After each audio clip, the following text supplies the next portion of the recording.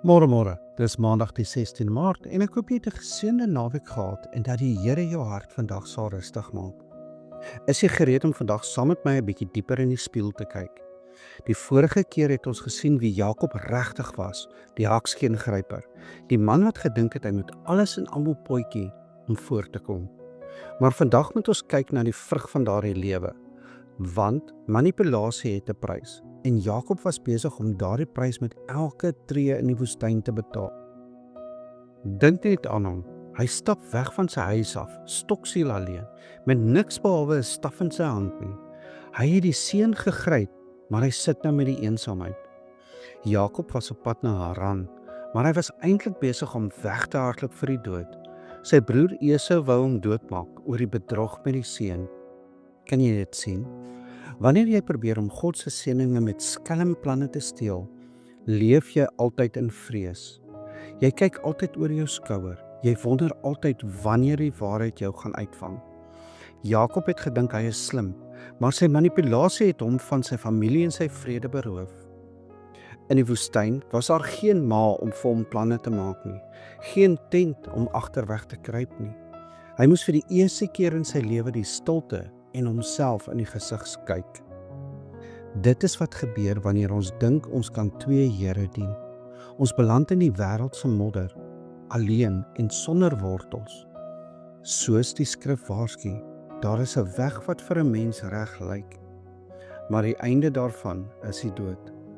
En dan kom hy by daardie plek waar die son ondergang. Hy het geen bed nie, hy het geen gemak nie. Hy neem 'n klip en hy gebruik dit as 'n kussing. Dit is die belangrikste oomblik in hierdie deel van sy reis. Die klipkussing is die plek waar jou eie planne ophou. Solank Jakob nog geglo het hy kan homself red met slim planne, het hy nie vir God gevra vir hulp nie. Soms moet die Here toelaat dat ons eie planne misluk, dat ons teen 'n muur vasloop, sodat ons op 'n plek kom waar ons niks anders het om op te rus nie as net sy teenwoordigheid. Wanneer jou kop op die harde werklikheid van jou eie swakheid rus, is jy uiteindelik stil genoeg om die hemel te hoor oopgaan. Is jy vandag op 'n klipkussing oomblik? Miskien voel dit of jou eie planne teen 'n muur vasgeloop het. Miskien voel jy alleen met die gevolge van jou eie foute. Moenie moedeloos word nie. Die klipkussing is die voorportaal van die hemel. Dit is wanneer jy ophou gryp na jou eie oplossings, dat God kan begin om sy beloftes aan jou te openbaar. Moenie vandag uitstel nie.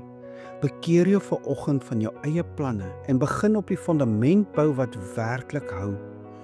God wil die lewe wat hy jou gee, net vir homself hê. Kom ons bid saam. Here onsse God, laat U naam vandag ook in ons lewens geheilig word.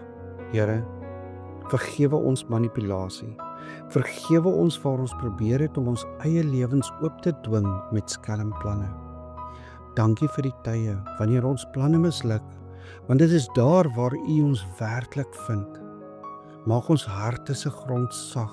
Laat U woord vandag diep wortel skiet in ons harte. Here, help ons om vandag op U alleen te rus, al voel die pad hard en eensaam. Here, vergewe ons sondes. Ons bid dit nie omdat ons dit enigstens verdien nie, maar ons bid dit alleenlik deur U genade, in die naam van Jesus Christus en deur die kragtige werking van die Heilige Gees.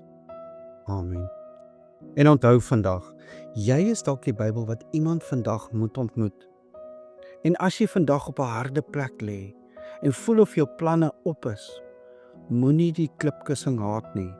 Dis regtig die voorportaal van die hemel.